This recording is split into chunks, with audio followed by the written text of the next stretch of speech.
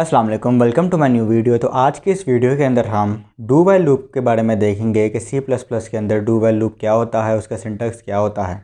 हम उसके एग्जांपल्स के बारे में देखेंगे। चलिए शुरू करते हैं।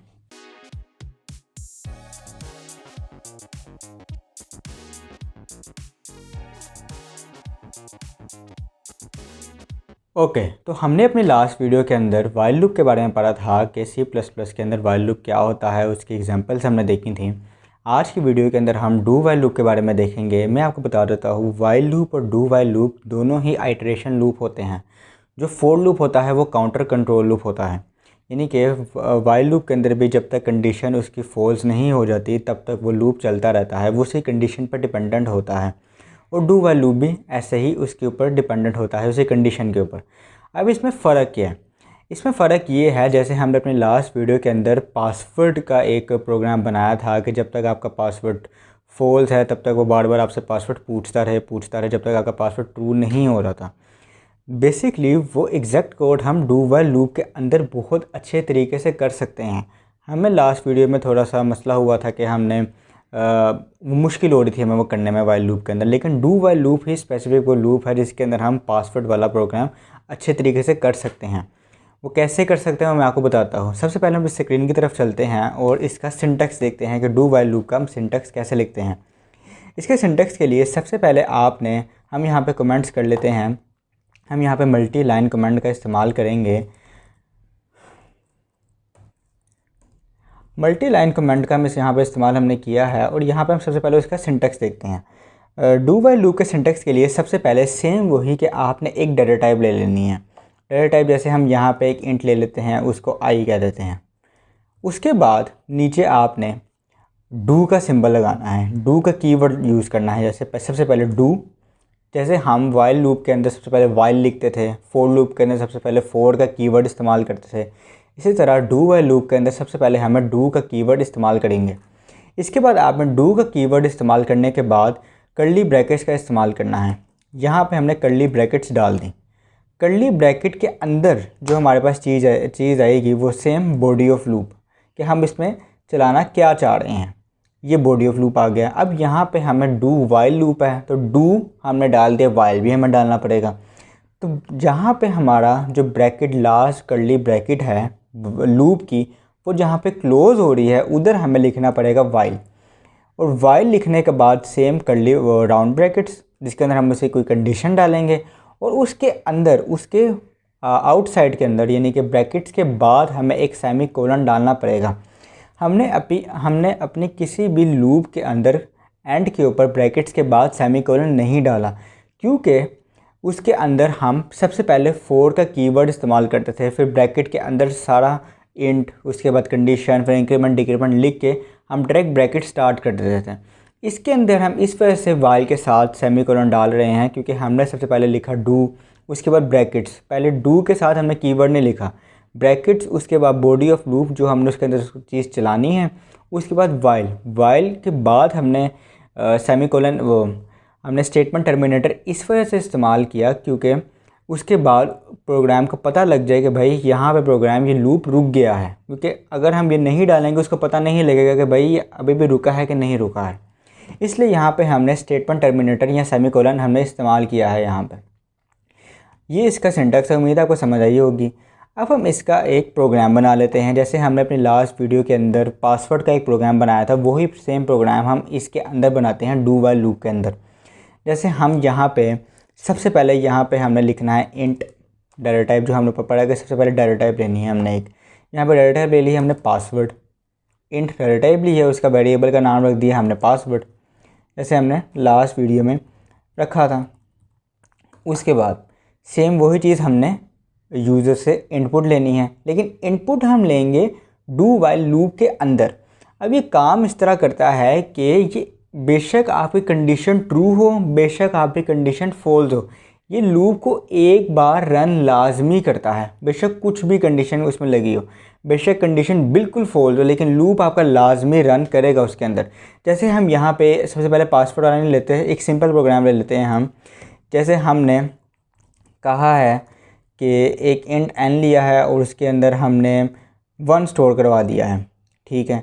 और यहाँ पे हमने डू लिखा है और यहाँ पे इसके अंदर लिख देते हैं कि हमारे पास जो n की वैल्यू है वो प्रिंट हो जाए। यानी कि हम कह रहे हैं कि 1 से लेके 5 तक काउंटिंग प्रिंट हो जाए। जो सिंपल सा जो प्रोग्राम होता है हमने वो लिख दिया।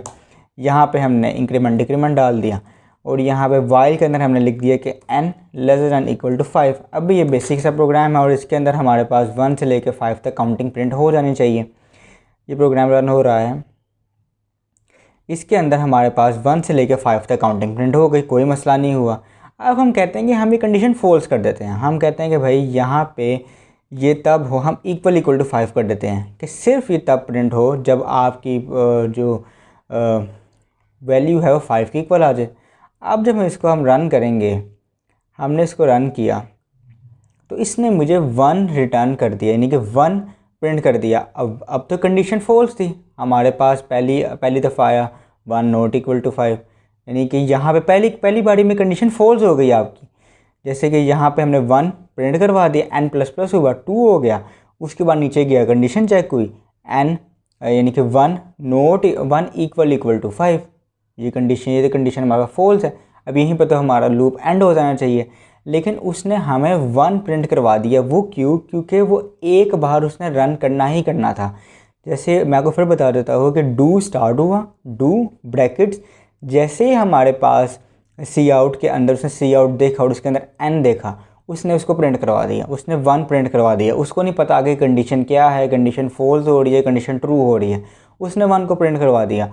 आगे n प्लस प्लस हुआ, एंड हो गया हमारे पास 2, उसके बाद कंडीशन चेक हुई, कंडीशन हमारे पास फॉल्स निकल आई और दोबारा से लूप रन होगा ही नहीं क्योंकि हमारे पास कंडीशन फॉल्स है और वो 1 हमारे पास प्रिंट हो जाएगा।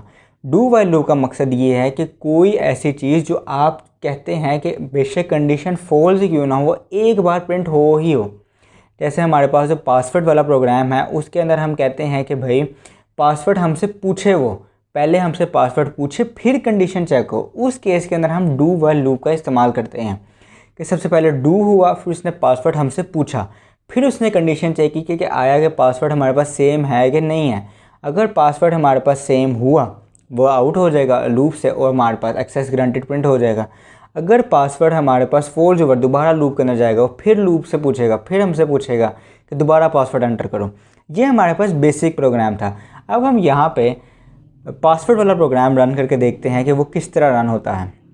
हमने यहाँ पे सिंपली एक इंट लेना है और एक पासवर्ड ले लेना है और पासवर्ड के अंदर हमने कुछ भी स्टोर नहीं करवाना क्योंकि हम पासवर्ड यूज़र से लेंगे। अब यहाँ पे हम लिखेंगे डू और डू के अंदर सेम वही सिंटैक्स, यहाँ पे हम पासवर्ड अब यूज़र से लेना है हमने, जैसे सी आउट और यहाँ पे हमने लिख दिया एंटर दी पासवर्ड, उसके बाद एंडल और उसके बाद सी इन के अंदर क्या पासवर्ड हमने लेना है यूज़र से और यहाँ पे उसके बाद ब्रैकेट के बाद हमने वाइल लगाना है और वाइल के अंदर लिखना है कि पासवर्ड जो है हमारा वो नोट इक्वल है 111 के, यानी कि डिफ़ॉल्ट पासवर्ड जो मैंने इसमें सेट किया है 111 सेट किया है कि जब तक पासवर्ड 111 ना हो वो बार बार लूप को रन करता रहे।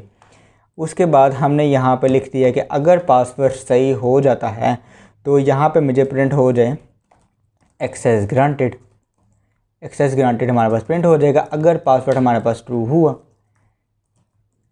अब ये हमारे पास सिंपल सा प्रोग्राम था, हमने इसको अब रन करते हैं। अब वो क्या करेगा हम देखते हैं। मैं टर्मिनल क्लीन कर लेता हूँ ताकि अच्छे तरीके से समझ आ जाए। हम दोबारा से इसको रन करते हैं।